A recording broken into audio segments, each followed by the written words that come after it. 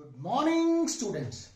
In last lecture, I already discussed about the how you are able to separate the solid from liquid. For example, if it is soluble, if it is not soluble. If soluble, by using evaporation. If not soluble, by using filtration. And one more method, we already discussed the sedimentation and decantation if it is not soluble. Now we have to discuss the application of everyday application of sedimentation and decantation. Addition of potash alum to the drinking water. When you add the addition of the potash alum to the drinking water, they are absorb the particles and help to settle down. Already told to the loading process. Separation of heavy solid in the laboratory by using decantation and sedimentation. Obtaining the clear water from the muddy water. Muddy water is there. The mud is settled down with the process of sedimentation, and you with the help of a decantation you are able to separate the clear water from up. Next process is the distillation. This is also used from the when solid dissolve in a liquid, NaCl. Sodium chloride dissolve in water. We already use the evaporation also. But what is the limitation in the evaporation? You are unable to collect the water in evaporation. But in distillation process, you are able to collect the water in that. Yes. Solid component X remain behind. Here. What is the distillation process? Now try to understand. See the diagram. Here one flask is there, round bottom. From the bottom, it is a round only. Here wire goes, here Bunsen burner, stand. This was the Liebig condenser, thermometer to measure the temperature, and here water inlet, water go inlet inside from here and coming outside from there. This is the conical flask, cone shape, like cone shape is like this, conical flask. Here also one stand to hold the Liebig condenser. Round bottom flask in X and Y component, NaCl plus water is there. When you directly heat, it affect the glass. So here you use the wire gauze.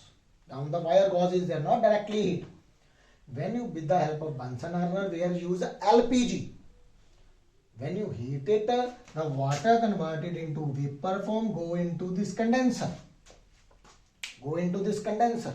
Inside the pipe it becomes steam, but here the water go inside and here coming outside to cool this. The again steam or water vapor converted back into water, and in conical flask you are able to collect.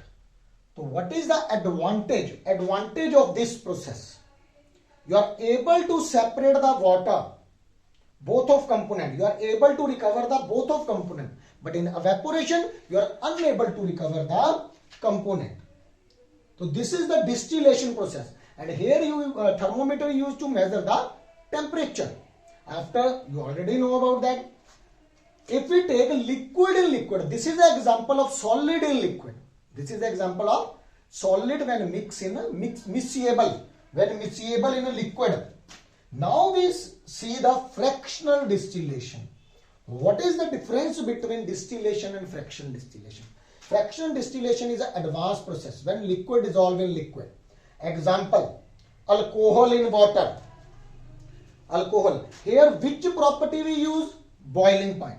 Here 78%, 78 degree. This one boiling point 100 degree. So due to this separation, by using this property, this is a principal property. By using this property, you are able to separate both of a liquid by fractional distillation. What is the main difference between that? See there. Here now one here you attach one more fractionating column is there. Here you attach one more fractionating column is there inside this. Here different parts are there, and here different here different temperature different. When you do fractional distillation, you are able to separate the component according to the boiling point. Now you see 78 degree alcohol. When you heat it, when the 78 temperature reached, alcohol converted into gas and collected here, but water already present behind. So this is a way to separate the things. For example, you take the example of petroleum.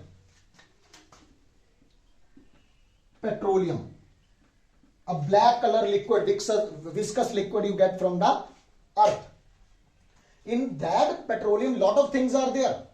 A carbon-carbon long chains are there. When you do cracking reaction, for example, when you do cracking of the carbon, you get diesel, petrol, kerosene oil, wax, and other things you get from this petroleum. Lot of things you get by fractional distillation. Refining of the petroleum, you can say that. Example, in the Ramah refinery, you see the same procedure in the Ramah refinery. The petroleum is by high pressure coming from the Gujarat with the high pressure. And in Ramah refining is there, different chambers are there. Chambers have the different temperature. You are able to separate by using fractional distillation, kerosene, wax, gasoline, and different product you get from the petroleum. You get the sulfur also from the by fractional distillation in Ramah refinery. And you know, sulfur is used for the making of the H2SO4, sulfuric acid, lot of other things. So this is the fractional distillation. One extra column is there on fractional column. You can say that fractional distillation. Advantage of fractional distillation over evaporation already told. In this one you are able to separate recover the both of component. Application. Refining of petroleum fraction. Already told petroleum. Ramah refinery. Example, obtaining the distillation water. Distilled water. You know, water, distilled water without salt. The water which coming at home is that one with the full of salt. Maybe NaCl, maybe potassium chloride, other salts are there. Maybe nitrate salt. When you eat it, the salt left behind and the water come here. The water without salt, that is called distilled water. And distilled water not conduct the electricity. It is surprising to see the distilled water not conduct the electricity. So firstly we done the miscible. Now if a liquid is immiscible, matlab not mix, then for example oil and water not mix with each other, but you use the which process? By separating funnel. A special funnel. Here one cork is there. Here you beaker, you collect the thing. For example, in this, here you use a separating funnel, which for immiscible liquid.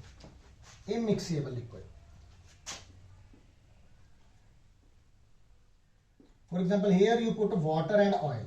So after some time, oil come on up.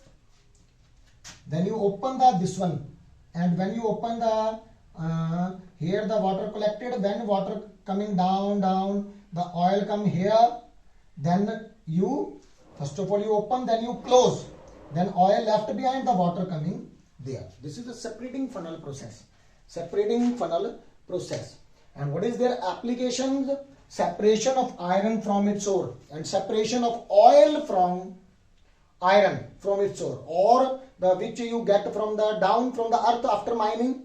Lot of things are there, iron, salt, lot of things. By this process you are able to separate the ore from the ore, iron from the ore by separating funnel. Oil and water also separating.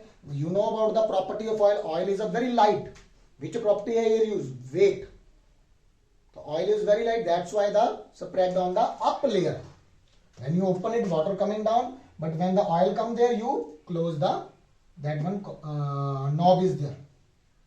So this is the process to separating the immiscible liquid. Firstly, I already explained the distillation, fraction distillation, and now we discuss about the separating funnel. In next lecture, we discuss about the chromatography. Thank you, students.